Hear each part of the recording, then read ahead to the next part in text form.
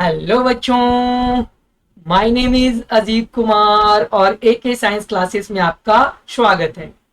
आज के इस वीडियो में हम लोग NCERT एक्सरसाइज 10 वेव ऑप्टिक्स का न्यूमेरिकल का सॉल्यूशंस देखने वाले हैं। आज के इस वीडियो में हम लोग 4 न्यूमेरिकल देखने वाले हैं। Question number 3, question number 6, question number 10 and question number 18। Display के ऊपर जो आपको दिख रहा है क्वेश्चन, वो क्वेश्चन नंबर 3 है। तो चलिए स्टार्ट करते हैं इसका सॉल्यूशन। एक बार क्वेश्चन को रीड कर देते हैं। क्वेश्चन नंबर 3 के अंदर दो पार्ट है, part A and part B. Part A and part B. Part A में हमसे क्या पूछा गया है? The refractive index of glass. Glass का रिफ्रैक्टिव इंडेक्स 1.5 गिवन है। What is the speed of light in glass. Glass के अंदर स्पीड का लाइट पूछा है। ग्लास का रिफ्रैक्टिव इंडेक्स 1.5 गिवन है। तो चलिए इसका सॉल्यूशंस करते हैं। और वैक्यूम में लाइट का स्पीड भी गिवन है 3 इंटू 10⁸ मीटर पर सेकेंड। तो चलिए जो पहले गिवन है पहले उनको हम लोग लिख देते हैं। ओके, चलिए तो क्या क्या गिवन है पहले वो हम लोग लिख लेते हैं। थोड़ा कलर चेंज कर ले पेन का। चलिए येलो कलर ले लेते हैं। तो सबसे पहले जो गिवन है वो चीज हम लिख लेते हैं सॉल्यूशन के अंदर। गिवन हमारा क्या है? गिवन है ग्लास का रिफ्रैक्टिव इंडेक्स यानी म्यू जी हमारा गिवन है 1.5 और वैक्यूम में या एयर में लाइट का स्पीड गिवन है 3 इंटू 10⁸ मीटर पर सेकेंड। या तो आप एयर ले लो या फिर आप वैक्यूम ले लो, है ना। स्पीड ऑफ लाइट सॉरी, हाँ, speed of light in air या फिर speed of light in vacuum. आप सी भी ले सकते हो। सी क्या होता है? Speed of light in air या वैक्यूम। कितना? ये दिया है 3 इंटू 10⁸ मीटर पर सेकेंड। हमें क्या निकालना है? हमें निकालना है ग्लास के अंदर लाइट का स्पीड। तो याद करना बच्चा बाड़ी, जब हम लोग रे ऑप्टिक्स के अंदर रिफ्रैक्शन ऑफ लाइट स्टार्ट किया था तो वहां पर हमने रिफ्रैक्टिव इंडेक्स का बहुत डिटेल में कॉन्सेप्ट सिखाया था। रिफ्रैक्टिव इंडेक्स का मतलब क्या होता है? इसका बेसिक और जनरल फॉर्मूला होता है। रिफ्रैक्टिव इंडेक्स का जो जनरल फॉर्मूला होता है बच्चा बाड़ी, वो क्या होता है? म्यू इज इक्वल टू, ऊपर न्यूमरेटर में होता है speed of light in vacuum या air, speed of light in vacuum या air divided by speed of light in any medium, divided by speed of light in any medium, speed of light in any medium. ये हमने पढ़ा है। That implies C by V। Okay, और यहां V speed of glass होगा। Speed of light in glass ले रहे हैं ना। चलिए अब आप लोग यहां पर क्या कर लो, यहां पर म्यूजी लगा दो। यहां पर म्यूजी लग जाएगा तो यहां से हमारा फॉर्मूला क्या बन गया? यहां से हमारा फॉर्मूला बन गया बच्चा बाड़ी, ध्यान से देखना। यहां से हमारा फॉर्मूला बन गया mu g is equal to speed of light in vacuum divided by speed of light in glass. Refractive index of glass 1.5 given है। लाइट का स्पीड एयर या वैक्यूम में 3 into 10⁸ metre per second given है। यहां से हमें speed of light in glass नहीं मिल जाएगा? बिल्कुल मिल जाएगा बेटा। तो यहां से हमारा VG कितना हो जाएगा? Speed of light in glass ये हो जाएगा 3 into 10⁸ metre per second divided by 1.5। यहां से दशमलव आ जाएगा, ऊपर 10 आ गया, 3 पचे 15, 5 दूना 10। तो यहां पर हमारा speed of light in glass आ गया 2 into 10⁸ metre per second. I hope आपको ये आंसर समझ में आ गया होगा। इनका सॉल्यूशन आपको समझ में आ गया होगा बच्चा बाड़ी। Now this is the solution of question number 3 part A. कुछ नहीं पूछा है, बड़ा बेसिक सा रिफ्रैक्टिव इंडेक्स के डेफिनेशन पे ये सवाल है। रिफ्रैक्टिव इंडेक्स का जो बेसिक डेफिनेशन होता है, बेसिक फॉर्मूला होता है, वो क्या होता है? Refractive index is equal to speed of light in vacuum या air divided by speed of light in any medium. तो हमें speed of light in glass पूछा था, तो यहां refractive index of glass is equal to speed of light in air, speed of light in air divided by speed of light in glass. तो यहां से हमें Vg मिल गया, speed of light in glass कितना 2 into 10⁸ metre per second. I hope आपको part A का solution अच्छे से क्लियर हो गया होगा। चलिए अब हम लोग पार्ट बी की ओर चलते हैं। पार्ट बी में हमारा क्या गिवन है, ध्यान से देखना। पार्ट बी में हमसे क्या पूछा है, is the speed of light in glass, is the speed of light in glass independent of the colour of light. That means क्या बच्चावाड़ी, क्या पूछा है कि ग्लास में लाइट का स्पीड लाइट के कलर पे, लाइट के कलर से इंडिपेंडेंट होता है। मतलब ये कि किसी भी मीडियम में, चाहे वो ग्लास हो, चाहे वाटर हो, चाहे एयर हो, किसी भी मीडियम में, यहां पर ग्लास का जिक्र किया है, ये जनरल कोई भी मीडियम हो सकता है, वाटर, ग्लास, डायमंड, कुछ भी हो सकता है। तो किसी भी मीडियम में जो लाइट का स्पीड होता है बच्चा पार्टी, वो लाइट के कलर्स पर निर्भर करता है। यहां क्या पूछ रहा है कि क्या ग्लास में लाइट का स्पीड लाइट के कलर पर इंडिपेंडेंट, मतलब निर्भर नहीं करना। तो क्या किसी मीडियम में, दैट मींस ग्लास में, क्या लाइट का स्पीड लाइट के कलर पर डिपेंड नहीं करता है, ये पूछ रहा है। तो नो, इसका आंसर नो होगा, करता है। किसी भी मीडियम में, चाहे वो वाटर हो, चाहे वो ग्लास हो, चाहे वो एयर हो, लाइट का स्पीड लाइट के कलर पर डिपेंड करता है। तो ये चीज हम लोग यहां पर क्या लिखने वाले हैं, ये चीज हम लोग पार्ट बी का सॉल्यूशन में देखने वाले हैं।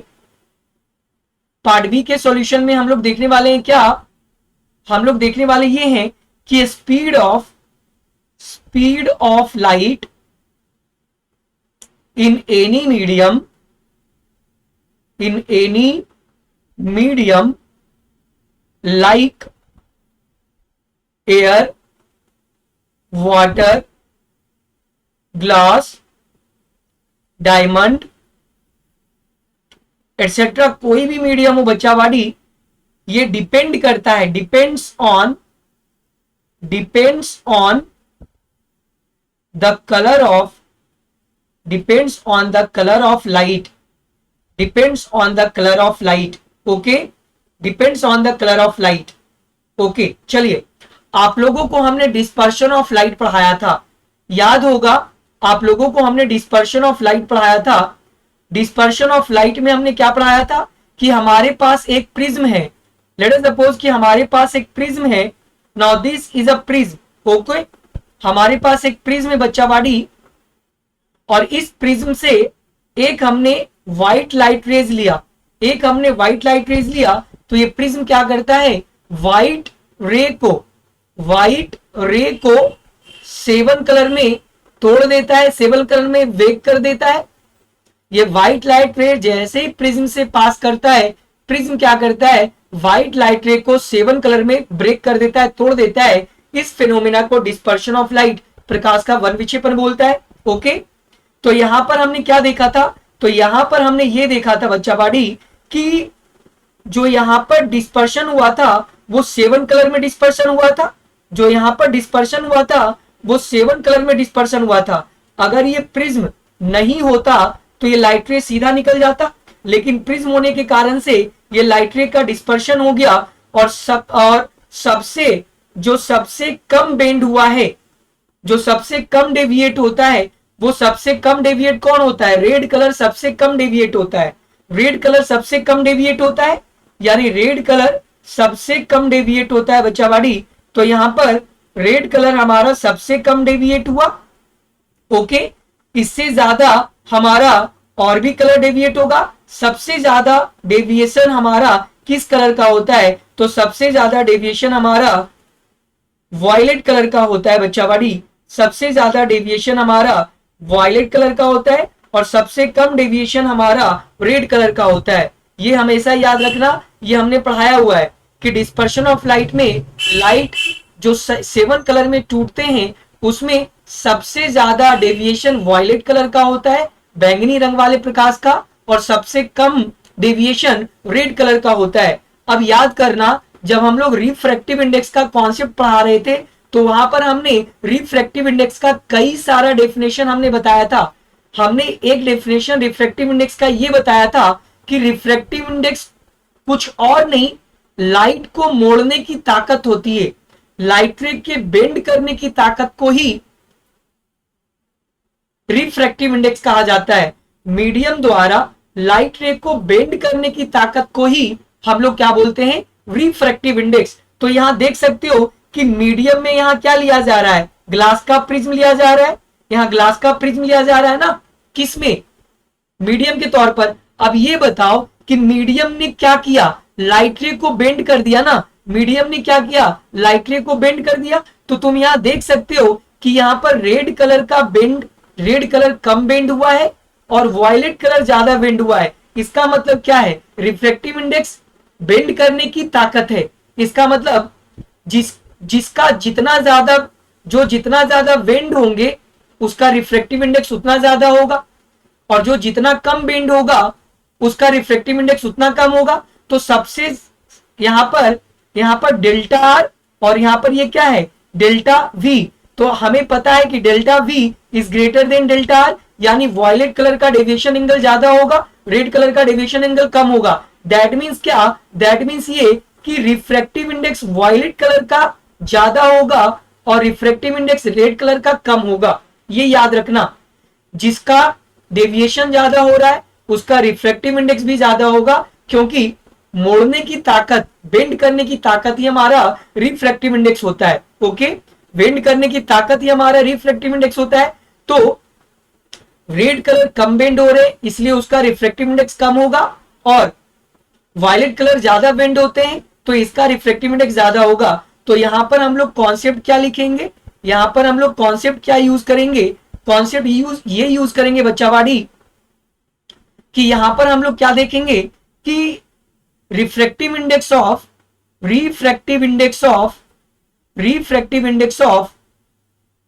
Violet colour of light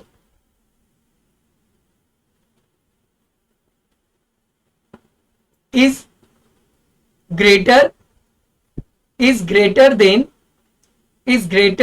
than the refractive index of red color of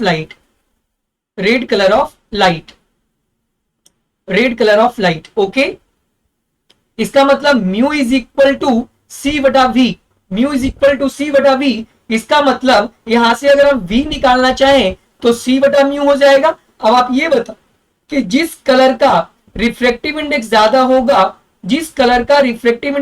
होगा उसका स्पीड कम होगा, चूंकि ये डिनोमिनेटर में है। ओके, रेसिप्रोकल है। इसका मतलब क्या कि v is reciprocal of refractive index. अगर रिफ्रैक्टिव इंडेक्स ज्यादा होगा तो स्पीड का लाइट का स्पीड कम होगा, और अगर रिफ्रैक्टिव इंडेक्स कम होगा तो स्पीड ऑफ लाइट ज्यादा होगा। तो यहां पर अगर हम बात कर लें कि रेड कलर के लाइट का रिफ्रैक्टिव इंडेक्स कम है तो रेड कलर का स्पीड ज्यादा हो जाएगा। तो यहां से क्या हो जाएगा, speed of red colour light is greater than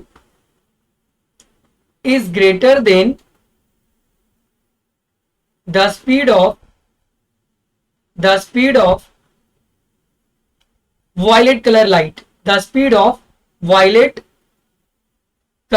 light, क्यों ऐसा बोल रहे हैं, क्योंकि यहां पर क्या है, यहां पर डिनोमिनेटर में रिफ्रैक्टिव इंडेक्स, तो जिस कलर का रिफ्रैक्टिव इंडेक्स ज्यादा होगा उसका स्पीड कम होगा, जिस कलर का रिफ्रैक्टिव इंडेक्स कम होगा उसका स्पीड ज्यादा होगा। तो अभी अभी हमने देखा कि रेड कलर का रिफ्रैक्टिव इंडेक्स कम होगा, तो यहां पर रेड कलर का रिफ्रैक्टिव इंडेक्स कम होगा तो रेड कलर का ग्लास मीडियम के अंदर या किसी भी मीडियम के अंदर रेड कलर का स्पीड ज्यादा होगा, और वायलेट कलर का यहां पर रिफ्रैक्टिव इंडेक्स ज्यादा होता है तो यहां पर स्पीड कम जाएगा। तो रेड कलर का किसी भी मीडियम में स्पीड ज्यादा होता है और वायलेट कलर का किसी भी मीडियम में स्पीड कम होता है। हमसे सवाल क्या पूछा गया था, सवाल ये पूछा गया था कि क्या किसी भी मीडियम यानी ग्लास में लाइट का स्पीड लाइट के कलर पर निर्भर नहीं करता है, तो नो करता है।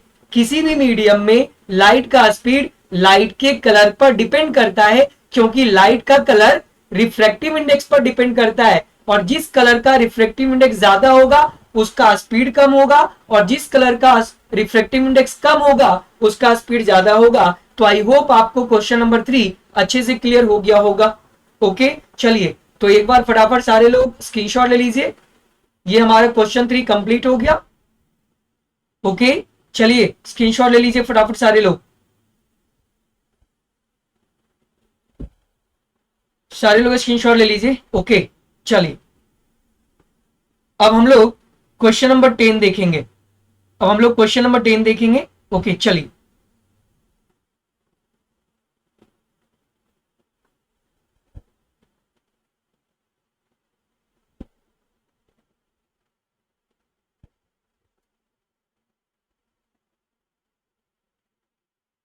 Sorry, question number 6।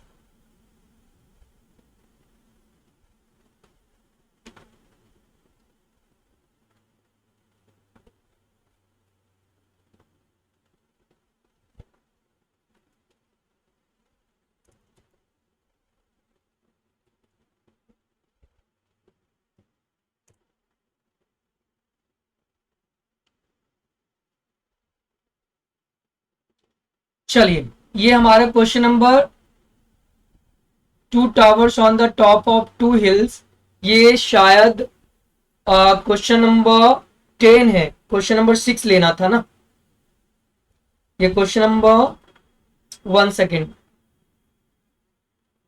Question number हमें लेना है 6। ओके, ये क्वेश्चन नंबर 10 था, कोई बात नहीं, हम क्वेश्चन नंबर 6 ले लेते हैं। Just a minute.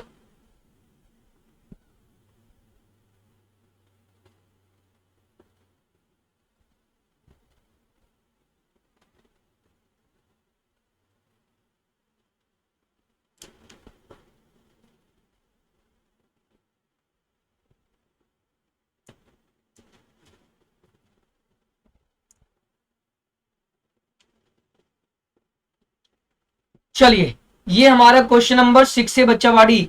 Okay, question number 6 है, क्या बोल रहा है? A beam of light consisting of 2 wavelengths 650 nanometre and 520 nanometre. Okay, चलिए 2 वेवलेंथ दिया है, जो दिया है उसको लिख लेते हैं फटाफट। लेमडा 1 दी गिवन है 650 नैनोमीटर, इसको अगर हम मीटर में चेंज करें तो 650 इंटू 10⁻⁻9 मीटर। लेमडा 2 गिवन है, लेमडा 1 गिवन है 650, लेमडा 2 गिवन है 520, तो 520 नैनोमीटर। चलिए, तो ये हो जाएगा 520 इंटू 10⁻⁻9 मीटर। चलिए, ये हो गया। चाहे तो इसको थोड़ा सा और हम लोग लिख सकते हैं 65 इंटू 10⁻, चाहे रहने दो, ऐसे रहने दो, बाद में इसको सोल्व कर लेंगे। और चलिए, ये गिवन है, ये गिवन है बच्चा बाड़ी। पहले wavelength 650 nanometre, second wavelength 520 nanometre. अब और क्या गिवन है? और क्या गिवन है? यंग्स डबल स्लिट एक्सपेरिमेंट का ये क्वेश्चन है, YDSE का क्वेश्चन है बेटा, YDSE का क्वेश्चन है। ओके, चलिए और क्या गिवन है? और क्या गिवन है? The distance between the slit, दोनों स्लिट के बीच का distance 2 mm, that means small d. Small D given है 2 mm, इसको अगर मीटर में कन्वर्ट कर दें तो 2 इंटू 10⁻³ मीटर हो जाएगा। ओके, और क्या गिवन है? स्लिट और स्क्रीन के बीच का distance, that means capital D.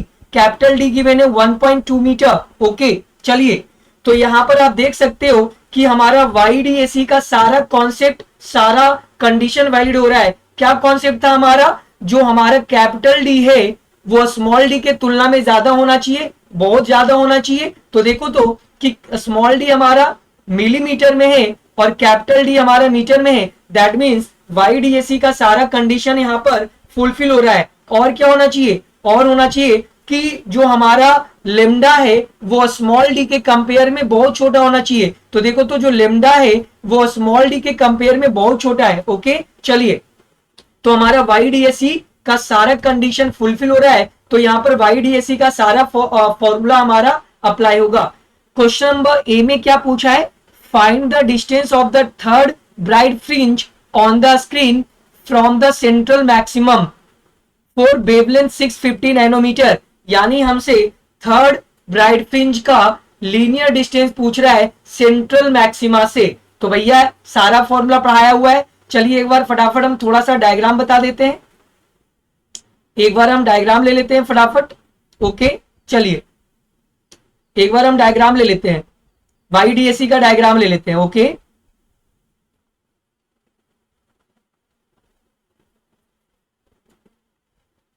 Now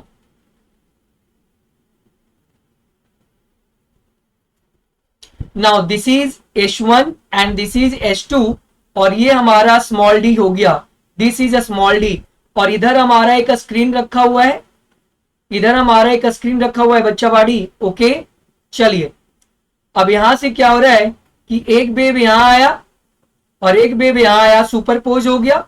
okay और ये हमारा क्या हो गया, सेंट्रल मैक्सिमा। ओके बच्चा बाड़ी चलिए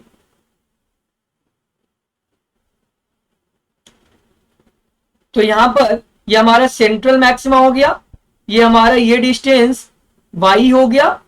ओके चलिए और ये डिस्टेंस हमारा कैपिटल D है, कैपिटल D है।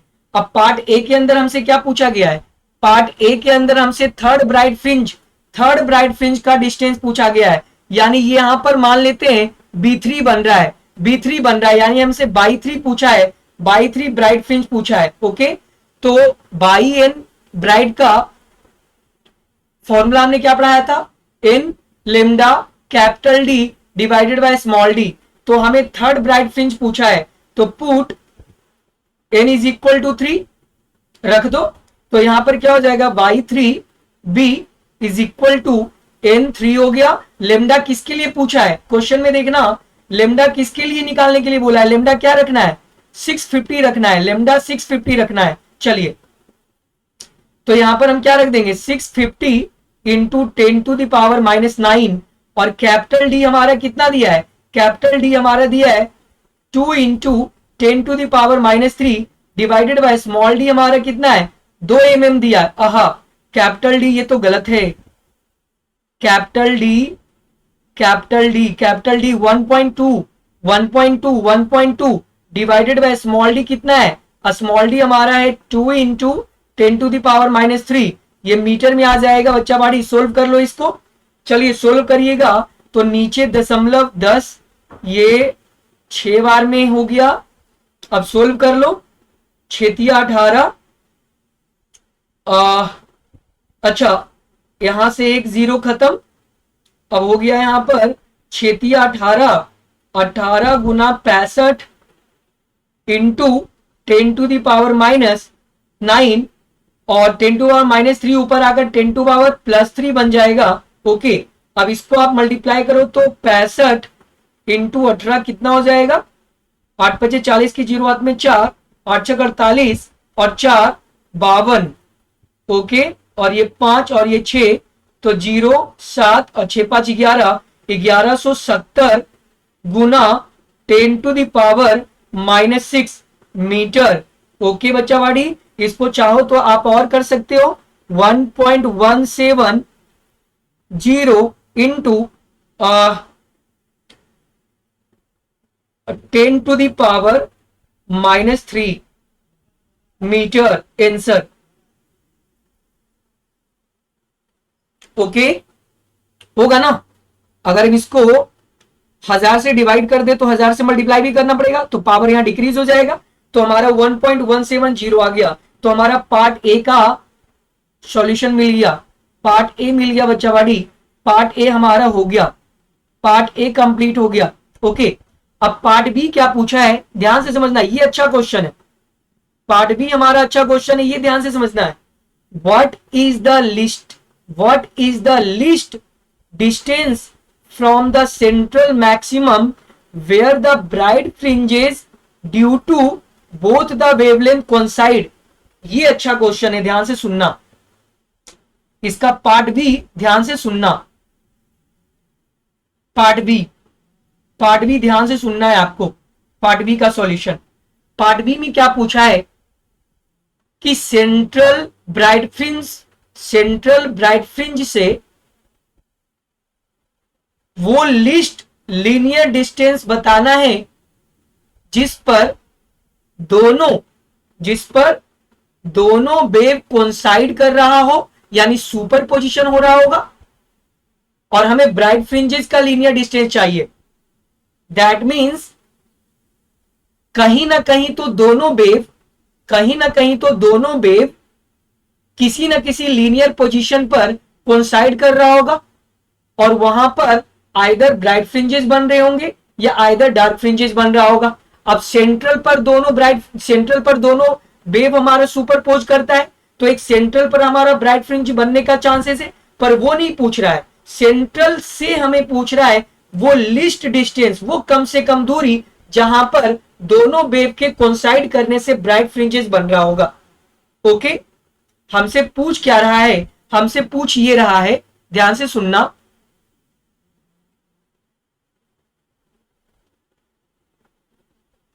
दिस इज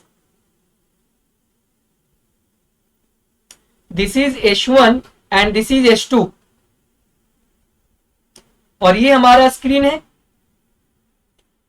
ओके, चलिए अब देखिए, एक तो दोनों वेव सेंटर पर हमारा कोइंसाइड करता है, सुपरपोज करता है, तो सेंटर पर नहीं पूछ रहा है, सेंटर से वो लिस्ट लीनियर डिस्टेंस बताना है जिस पर हमारा ब्राइट फ्रिंजेस बन रहा होगा दोनों वेव के सुपरपोजिशन, यानी दोनों वेव के कोइंसाइड से। यानी हमसे वो वाला पूछ रहा है, वो लिस्ट वाला पूछ रहा है, हमसे वो लिस्ट वाला पूछ रहा है।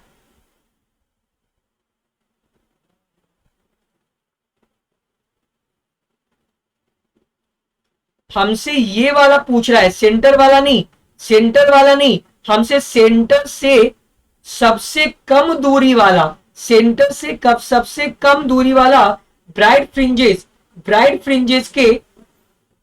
फ्रिंजेस के सुपर पोजिशन, यानी कोइंसाइड, दोनों वेव के super position, that mean coincide से हमारा जो ब्राइट फ्रिंजेस बन रहा होगा वो ब्राइट फ्रिंजेस का सेंटर से लीनियर डिस्टेंस बताना है, लिस्ट वाला। अब हमें अगर ये पता चल जाए कि वो कौन सा ब्राइट फ्रिंज है जिस पर दोनों वेव कोइंसाइड कर रहा है, अगर हमें वो पता चल जाए, सेंटर से सबसे कम दूरी पर वो वाला ब्राइट फ्रिंज, हमें वो नंबर ऑफ ब्राइट फ्रिंजेस पता चल जाए जिस पर दोनों वेव का सुपर पोजिशन, दैट मीन्स दोनों वेव कोइंसाइड कर रहा होगा, ये अगर हमें पता चल गया, number of that bright fringes on which both the waves have coincide, वो वाला नंबर ऑफ ब्राइट फ्रिंजेस अगर हमें पता चल जाएगा तो हमें लिस्ट लीनियर डिस्टेंस भी पता चल जाएगा सेंटर से। तो देखो उसको कैसे पता चल करेंगे, देखो ब्राइट फ्रिंजेस का जो लीनियर पोजीशन का जो हमारा फॉर्मूला होता है वो क्या होता है, n lambda D divided by small d, n lambda D divided by small d. अब तुम यहां पर क्या देख रहे हो, यहां पर आप क्या देख रहे हो, यहां पर ध्यान से देखो, अच्छा यहां पर आप ध्यान से देखोगे तो यहां पर डी, क्या यहां पर डी चेंज हो रहा है, यहां पर डी चेंज नहीं हो रहा है, डी कांस्टेंट है। देखो यहां पर डी हमारा क्या है, कांस्टेंट है, D will be constant, D will be constant. Okay, और स्मॉल डी भी हमारा कांस्टेंट है, क्यों, क्योंकि ये बदल नहीं रहा है ना, कैपिटल डी फिक्स हो गया ना। इस वाईडी एक्सपेरिमेंट के लिए, इस वाईडी ऐसी एक्सपेरिमेंट के लिए स्मॉल डी फिक्स हो गया और कैपिटल डी फिक्स हो गया। क्या इसको हम चेंज कर रहे हैं, नहीं चेंज कर रहे हैं, तो हमारा कैपिटल डी भी कांस्टेंट है, स्मॉल डी भी कांस्टेंट है। बदल कौन रहा है, एन वेरिएबल है, एन वेरिएबल है, और यहाँ लेमडा भी वेरिएबल है, क्योंकि यहाँ दो वेव है, दोनों अलग अलग वेव है ना, दोनों वेव का अलग अलग वेव लेंथ है।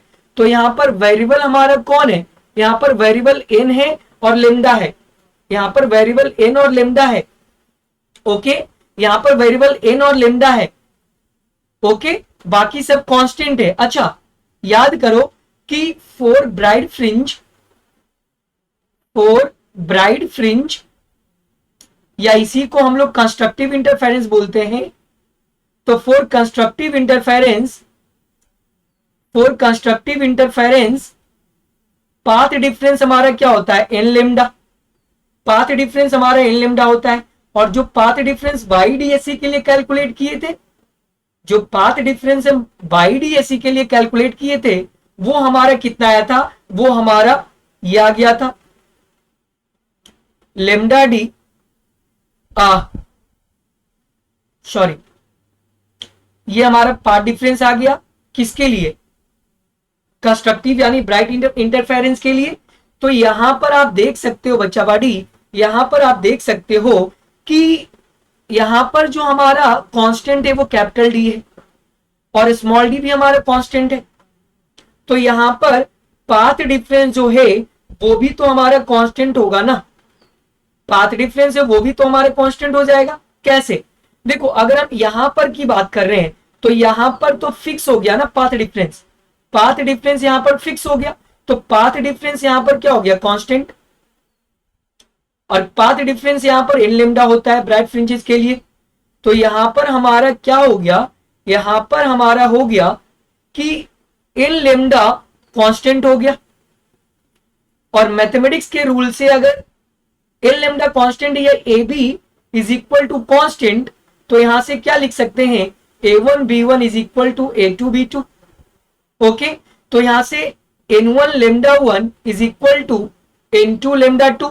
तो यहां से हमारा n1 डिवाइडेड बाय n2 क्या मिल गया, लेमडा 2 डिवाइडेड बाय लेमडा 1।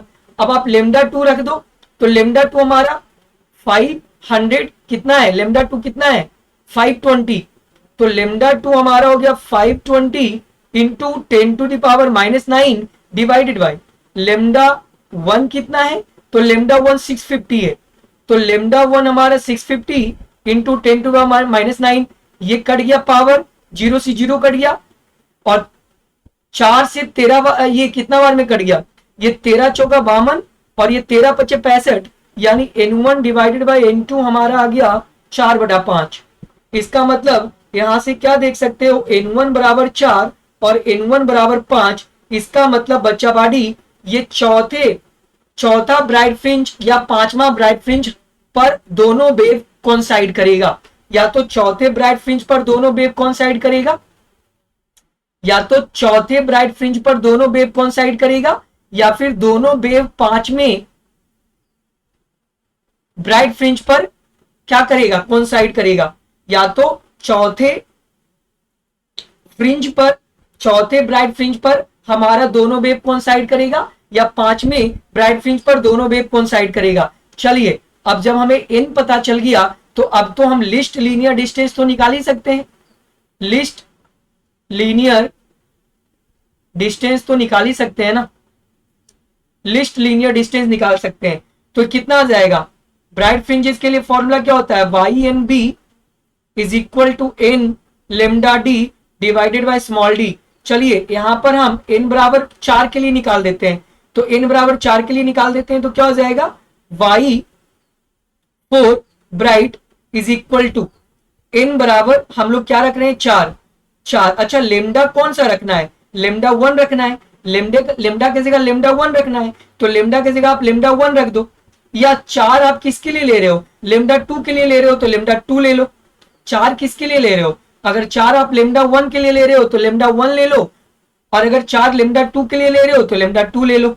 5 अगर लेमडा 1 के लिए ले रहे हो तो 4 लेमडा 2 के लिए ले लो, कैसे भी ले लो बात बराबर होगा। चलिए 4 हम अगर लेमडा 2 के लिए ले रहे हैं तो 4 की जगह यहां हम लेमडा रख देते हैं, lambda 2 into D divided by small D.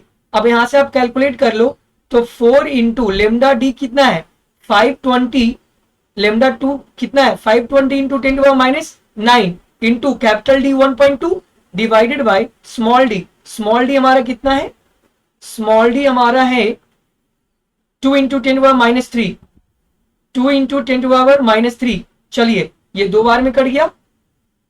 अच्छा, ये आ गया नीचे 10, तो ये आ गया हमारा 52 into 12 into 10 to the power ये पावर -3 ऊपर चला गया +3 में, तो 10⁻⁻6 बच गया, ये मीटर हो गया। अच्छा, ये तो हमारा बाई 4b आ गया। अब चेक करते हैं कि बाई 5b में हमारा कितना आएगा।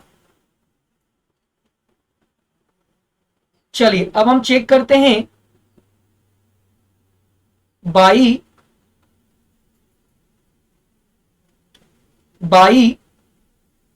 5b में चेक करते हैं।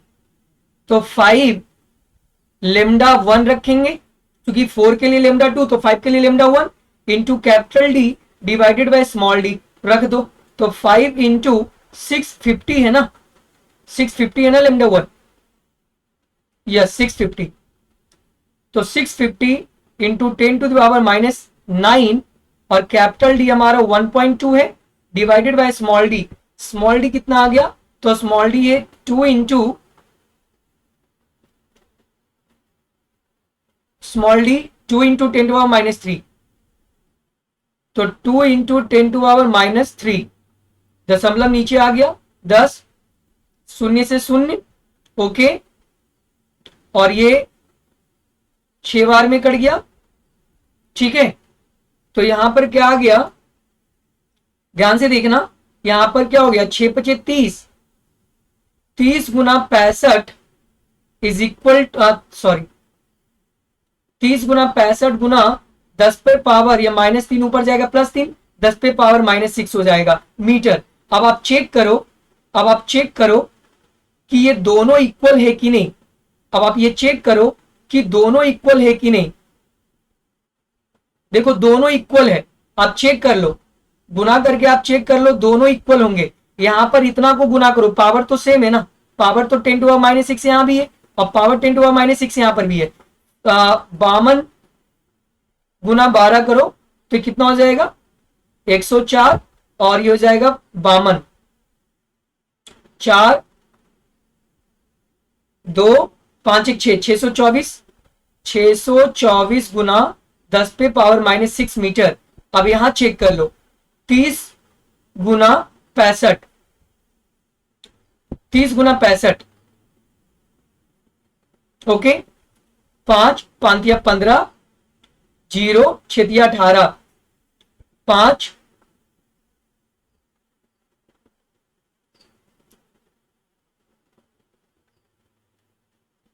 5 और 5, और ये हो जाएगा 5 8 1 9, 1955। इसके लिए कितना आ गया, 1955, 1955 गुना 10⁻⁻6 मीटर।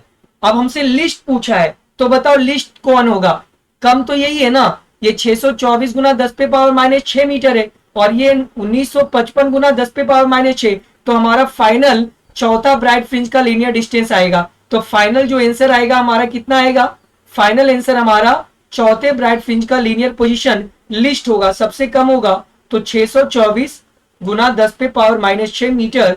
इसको आप चाहो तो 6.24 इंटू 10⁻⁻4 मीटर लिख सकते हो, आंसर हो गया। आई होप आपको क्वेश्चन नंबर 6 अच्छे से क्लियर हो गया होगा, ओके। चलिए तो एक बार स्क्रीनशॉट ले लीजिए बढ़िया से। चलिए, हमसे लिस्ट पूछा था, हम चौथे ब्राइट फ्रिंज के लिए भी निकाले लीनियर डिस्टेंस, पांचवें ब्राइट फ्रिंज के लिए भी निकाले, तो देखे कि चौथे ब्राइट फ्रिंज के लिए हमारा जो लीनियर डिस्टेंस है वो कम आ रहा है, पांचवें ब्राइट फ्रिंज के लिए लीनियर डिस्टेंस हमारा ज्यादा आ रहा है। तो हम लोग चौथे ब्राइट फ्रिंज के लिए लीनियर डिस्टेंस निकाल दिए, वही हमारा आंसर हो जाएगा, ओके, वही हमारा आंसर हो जाएगा, ओके। चलिए आप लोग नोट कर लेना या स्क्रीनशॉट ले लेना। चलिए अब हम लोग क्वेश्चन नंबर 10 के ऊपर आएंगे, क्वेश्चन नंबर 10। चलिए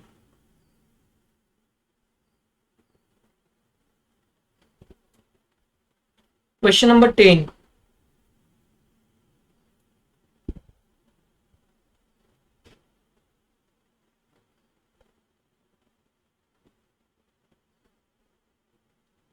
ये क्वेश्चन नंबर 10 नहीं है, क्वेश्चन नंबर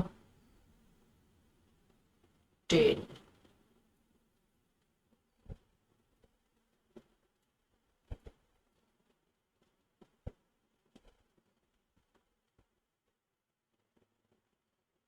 चलिए,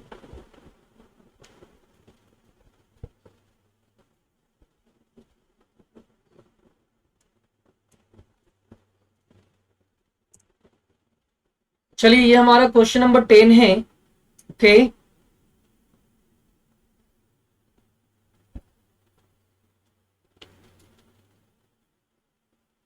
चलिए हमारा क्वेश्चन नंबर 10 दिया हुआ है। क्वेश्चन नंबर 10 अच्छा क्वेश्चन है, ध्यान से समझना।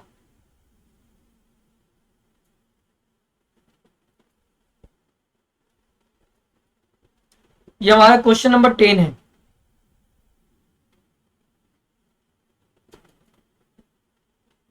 सॉल्यूशन,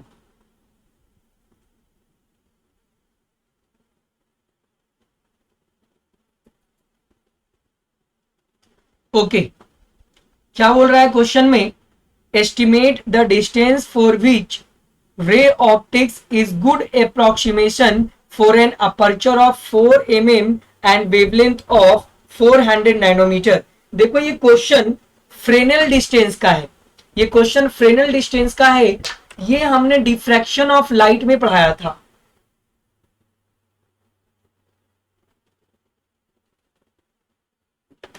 ये जो क्वेश्चन नंबर 10 है बच्चावाड़ी, ये question number 10 diffraction of light का क्वेश्चन है।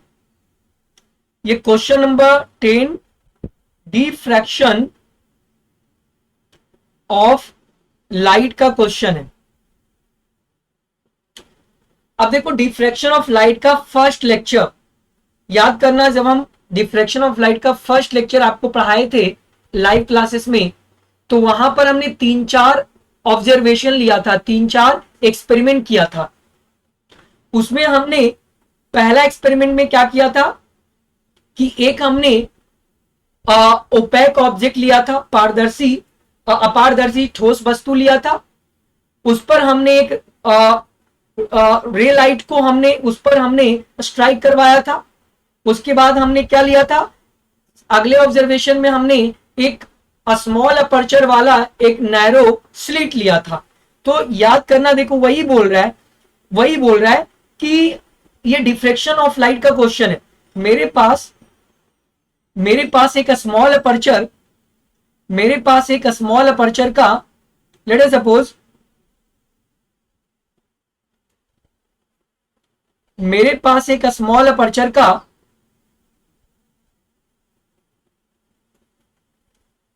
एक नैरो स्लीट है। मेरे पास एक स्मॉल अपर्चर का नैरो स्लीट है और ये अपर्चर हमारा ए होता है, ये हमने डिफ्लेक्शन में पढ़ाया था। ये स्मॉल अपर्चर का हमारा नैरो स्लीट है। स्मॉल अपर्चर का ये हमारा नैरो स्लीट है, यानी संकीर्ण छिद्र है। अब देखो यहां से अगर कोई लाइट रेज इस नैरो स्लिट से टकराता है, तो लाइट रेज बेंड कर गया था इधर, और इधर से अगर टकराता है तो लाइट रेज इधर बेंड कर गया था। ये हमारा स्क्रीन था, बच्चा बाड़ी।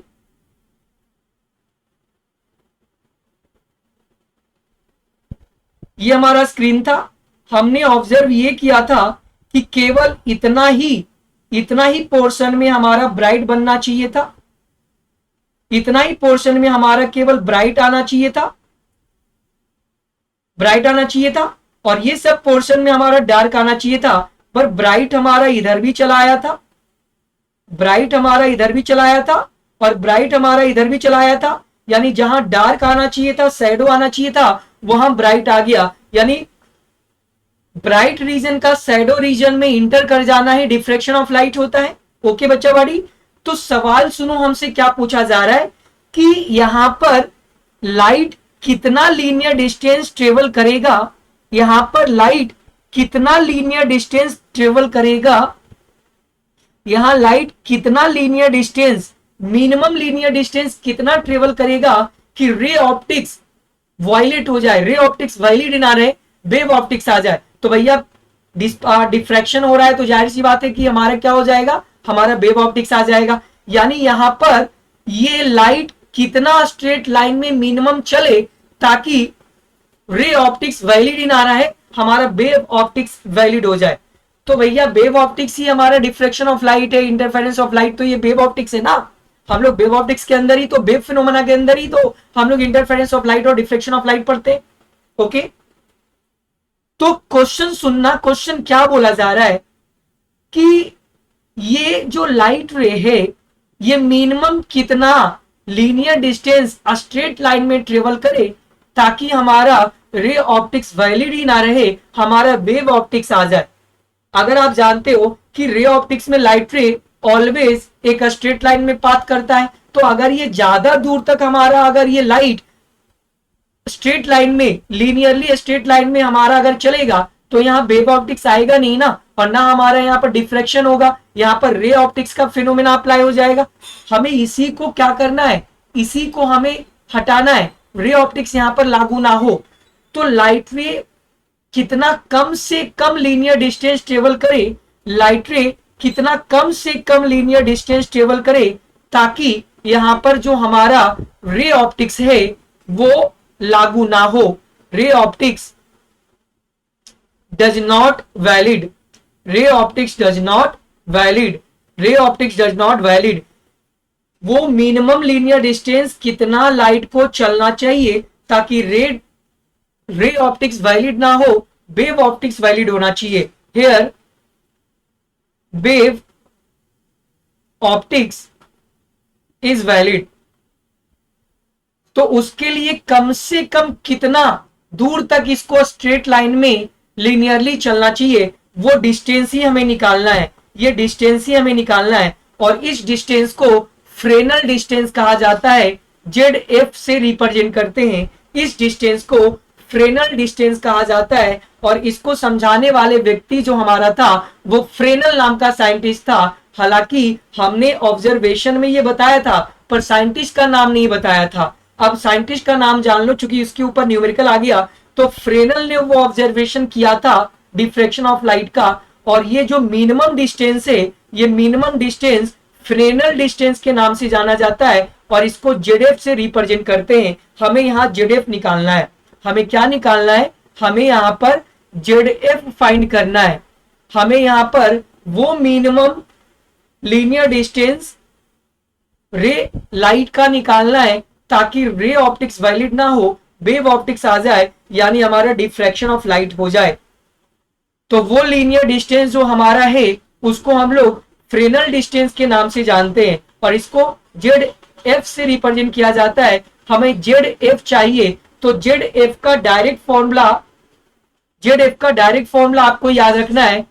जेड एफ का डायरेक्ट फॉर्मूला होता है A square divided by lambda, A square divided by lambda. A क्या है, अपर्चर, ये नैरो स्लिट का अपर्चर। ए क्या है, नैरो स्लिट का अपर्चर। ए क्या है, नैरो स्लिट का अपर्चर। और लेमडा तो आप जानते हो वेवलेंथ। ये फॉर्मूला आपको याद रखना है, ये फॉर्मूला आपको याद रखना है। इसी फॉर्मूला से ये न्यूमेरिकल बनेगा, और 18 नंबर न्यूमेरिकल भी इसी फॉर्मूला से बनेगा। ओके, तो ये फॉर्मूला आपको ध्यान में रखना है। अब आप इस फॉर्मूला के ऊपर वैल्यू को पुट कर दीजिए, इस फॉर्मूला के ऊपर वैल्यू को पुट कर दीजिए और आपका आंसर निकल आएगा। तो Z F is equal to A, aperture कितना गिवन है, अपर्चर कितना गिवन है, 4 मिलीमीटर। तो रख दीजिए 4 और मिलीमीटर को मीटर में बदल दीजिए, तो 10 टू पावर -3 हो गया। इसका होल स्क्वायर करना है, डिवाइडेड बाय लेमडा। लेमडा कितना दिया है, 400 नैनोमीटर। इसको भी आप मीटर में चेंज करके रखो, तो 400 इंटू 10 टू पावर -9 सोल्व कर लो। तो इसका स्क्वायर करोगे तो 16, और इसका स्क्वायर करोगे तो 10 टू पावर -6 हो जाएगा, divided by 400 into 10 to power -9। तो यहां से आप क्या कर लो, यहां से आप कर लो, इसको कैसे लिख सकते हो, 16 और पावर ऊपर लेके चले जाओ, तो 10 to power -6 into 10 to power +9 हो जाएगा, और डिवाइडेड बाय 4 गुना 100 लिख सकते हैं ना। तो 4 चौका 16, ऊपर 4, और ये पावर 2 बन गया, पावर 2 भी ऊपर चला आया, तो पावर 2 ऊपर चलाया, तो 4 गुना 10 पर पावर -6, और ये 10 पर पावर 2, तो 10 पर पावर 2 ऊपर आकर 10 पर पावर -2, तो गुना 10 पर पावर 9 गुना 10 पे पावर -2, तो ये क्या हो जाएगा, 4 गुना 10 पर पावर 1 आ जाएगा ना। देखो ना ये क्या हो जाएगा, दोनों मिलकर 10 पर पावर -8, तो 10 पर पावर -8 गुना 10 पे पावर 9 तो 10 पे पावर 1, तो हाँ यहाँ हमारा 40 मीटर आ जाएगा। तो now this is the answer. ये वो मिनिमम लीनियर डिस्टेंस कितना हो जाएगा, फ्रेनल डिस्टेंस हमारा 40 मीटर आंसर होगा। 40 मीटर हमारा आंसर होगा। इसको ध्यान रखना है, इस फॉर्मूले को ध्यान रखना है बच्चा वाड़ी, आपका सारा न्यूमेरिकल इसके ऊपर बन जाएगा। ओके, तो आपको ये फॉर्मूला अच्छे से याद रखना है। कहां से आया डजेंट मैटर, क्योंकि याद करना, डिफ्रेक्शन ऑफ लाइट के अंदर एक भी फॉर्मूला डिराइव करके हमने नहीं बताया, क्योंकि सिलेबस में ही नहीं है, डायरेक्ट फॉर्मूला आता है। ओके, तो यहां भी ये फॉर्मूला डायरेक्ट आया है, याद रखना। Fresnel distance is equal to A square divided by lambda. और ये किस चीज का फॉर्मूला है, फिर से एक बार रिपीट कर रहे हैं, ये हमारा लाइट का स्ट्रेट लाइन में वो लीनियर डिस्टेंस कवर करने का है जिसमें रे ऑप्टिक्स वैलिड ना हो, डिफ्रैक्शन ऑफ लाइट वैलिड हो, वेव ऑप्टिक्स वैलिड हो। तो वेव ऑप्टिक्स यानी डिफ्रैक्शन ऑफ लाइट वैलिड होने के लिए लाइट रे को वो मिनिमम कितना लीनियर डिस्टेंस ट्रेवल करना चाहिए ताकि रे ऑप्टिक्स वैलिड ना हो करके वेव ऑप्टिक्स वैलिड हो जाए, that means diffraction of light valid हो जाए। तो उसके लिए फॉर्मूला क्या होता है, वो मिनिमम लीनियर डिस्टेंस के लिए formula Z F Fresnel distance is equal to A square बटा लेमडा। ए हमारा अपर्चर है और लेमडा हमारा वेवलेंथ है। तो यहां पर फॉर्मूला में रख दो वैल्यू को, आंसर निकल आएगा। तो आई होप आपको ये वाला भी क्वेश्चन अच्छे से क्लियर हो गया होगा। क्वेश्चन नंबर 10 हमारा कंप्लीट हो गया बच्चा वाड़ी। अब एक लास्ट क्वेश्चन बचा है क्वेश्चन नंबर 18, उसको भी हम लोग फटाफट देख लेते हैं।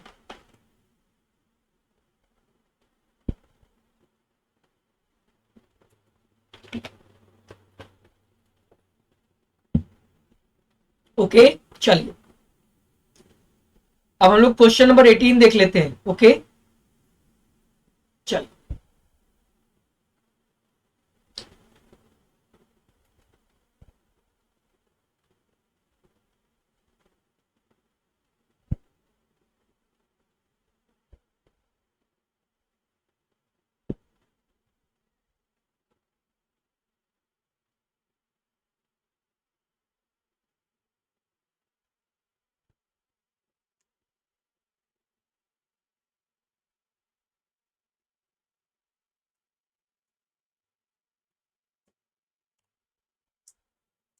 चलिए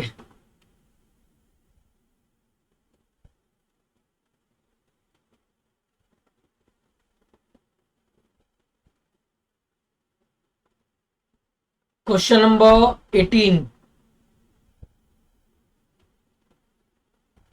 चलिए ये भी अच्छा क्वेश्चन है। क्वेश्चन नंबर 10 वाले फॉर्मूला से ही बनेगा, फ्रेनल डिस्टेंस वाले ही फॉर्मूला से बनेगा। यानी ये वाला भी क्वेश्चन जो बच्चा वाली है, ये डिफ्रैक्शन ऑफ लाइट में,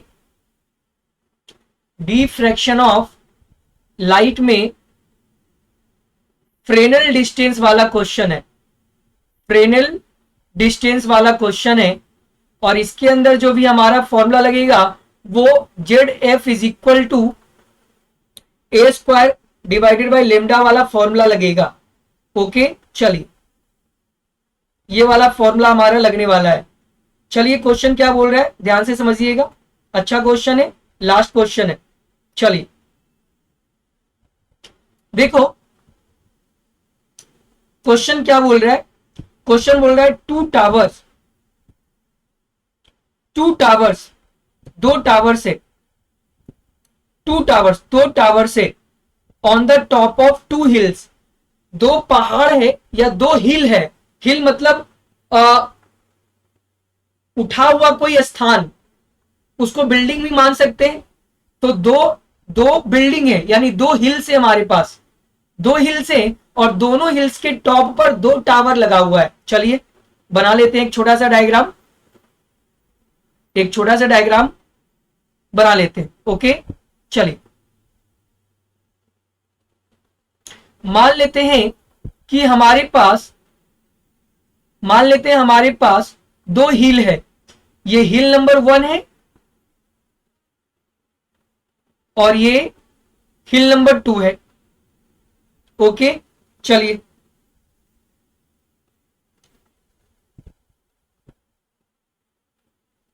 this is hill 1 and this is hill 2।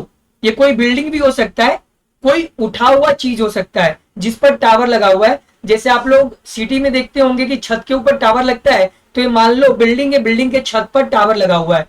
तो एक टावर बना लेते हैं हम लोग फटाफट।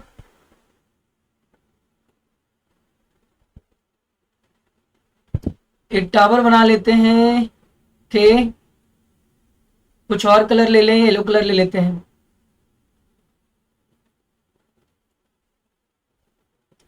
ये भी एक टावर है, ये भी एक टावर है। ओके,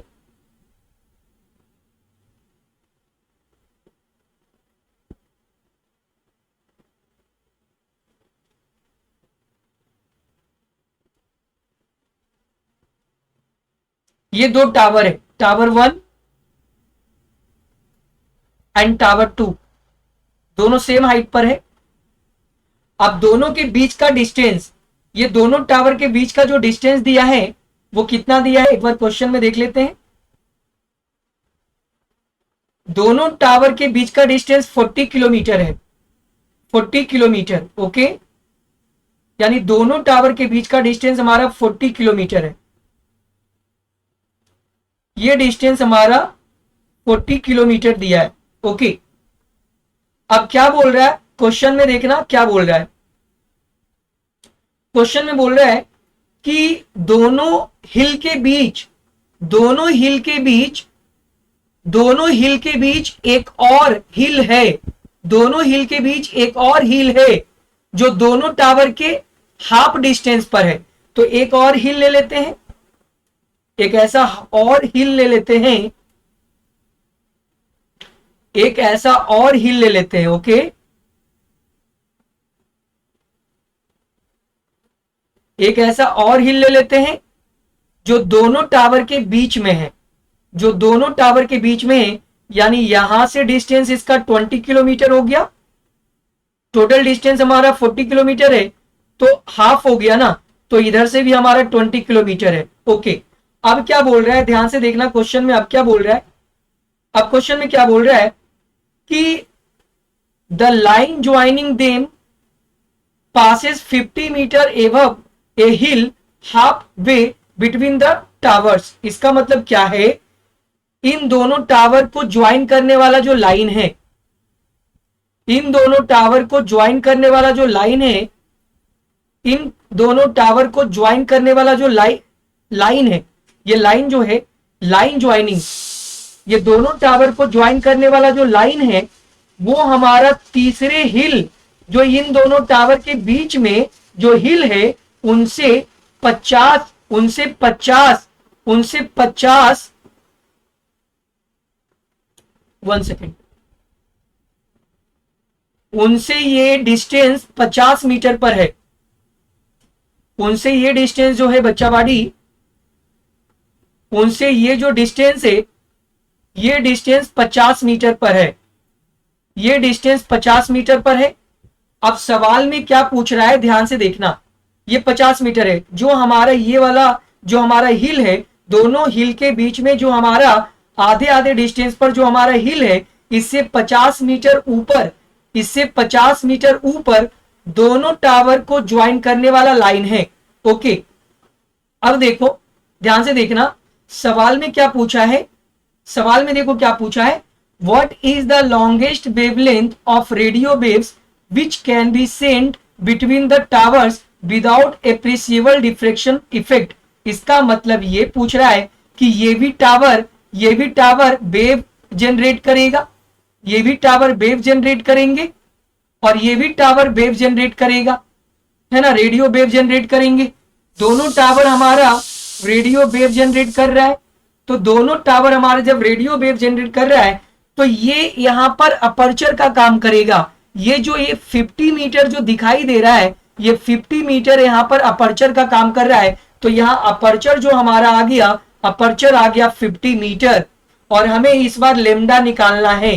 क्या निकालना है, लेमडा निकालना है, लेमडा निकालना है। और हमारा जो फ्रेनल डिस्टेंस है वो फ्रेनल डिस्टेंस इसका कैलकुलेट करेंगे ना, क्योंकि यही तो अपर्चर वाला डिस्टेंस है ना, तो इसी का डिस्टेंस लेंगे, तो ये हमारा कितना लेंगे 20 किलोमीटर लेंगे, यानी जेड एफ हमारा 20 किलोमीटर आ गया। अब आप फॉर्मूला रख लो, फॉर्मूला क्या होता है, Z F is equal to A square बटा लेमडा, हमें लेमडा निकालना है, तो lambda is equal to A square बटा जेड। आप इनको कैलकुलेट कर लो, तो ए स्क्वायर, ए कितना है 50 का स्क्वायर, तो 50 इंटू 50 डिवाइडेड बाय जेड कितना है 20 किलोमीटर, तो मीटर में बदलो तो 20 इंटू 10⁻3। चलिए, तो ये हो गया 25, ये हो गया 25 गुना 10 पे पावर 2, और ये 2500 होगा ना, तो 25 गुना 10 पे पावर 2, और ये हो जाएगा 20 गुना 10 पे पावर 3। तो आप क्या कर सकते हो, इसको पावर आप ऊपर लेके चले आओ, पावर जब आप ऊपर लेके चले आओगे तो क्या मिलेगा, देखना लेमडा इज इक्वल टू क्या आ जाएगा 25 बटा 20 और गुना ये 10 पर पावर 2 गुना 10 पे पावर -3, तो 5×5 = 25, 5 का 20, ये हो जाएगा 5/4 गुना 10 पर पावर -1 मीटर हो जाएगा। पावर कैलकुलेट करेंगे 10 पर पावर -1, तो ये 10 पर पावर -1 नीचे कर लो तो 5/40, तो 1/8, 1/8 मीटर हो गया। तो लेमडा इज इक्वल टू हमारा नैनोमीटर में बदलना चाहते हो तो 1/8 इंटू 10⁻⁹ नैनोमीटर हमारा आंसर हो जाएगा। तो हमारा मिनिमम लेमडा निकल गया, मिनिमम लेमडा क्या निकला, तो मिनिमम लेमडा हमारा निकल गया 1/8 इंटू 10⁻⁹ नैनोमीटर। 1/8 को भी आप डिवाइड करना चाहो तो डिवाइड कर सकते हो, 1/8 को आप डिवाइड करना चाहते हो कर सकते हो ना, 8 डिवाइडेड बाई 1 0.1, 8 दूना 16, 4, 8×5 = 40, 0.125। तो हमारा फाइनल आंसर कितना आ गया, फाइनल आंसर हमारा आ गया लेमडा इज इक्वल टू 0.125 इंटू 10⁻⁹ nanometre. This is the final answer. Okay बच्चा वाड़ी, तो आई होप आपको ये सॉल्यूशन भी अच्छे से क्लियर हो गया होगा।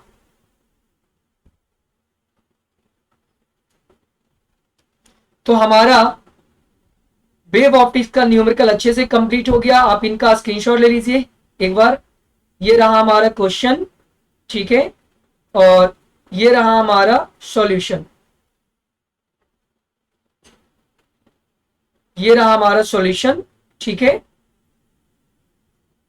क्वेश्चन नंबर 10 और क्वेश्चन नंबर 18 दोनों फ्रेनल डिस्टेंस के ऊपर था। एक बार फिर से रिपीट कर देते हैं। फ्रेनल डिस्टेंस वो मिनिमम डिस्टेंस होता है जो लाइट रे लीनियर डायरेक्शन में स्ट्रेट लाइन में ट्रेवल करे ताकि रे ऑप्टिक्स वैलिड ना हो। Wave optics that means diffraction of light valid हो। उनके लिए फॉर्मूला होता है ZF is equal to A square बटा lambda, where A is aperture of narrow slit and lambda is a wavelength. तो I hope आपको ये न्यूमेरिकल अच्छे से क्लियर हो गया होगा। चलिए, तो इस वीडियो को यहीं पे खत्म करते हैं। Bye, take care.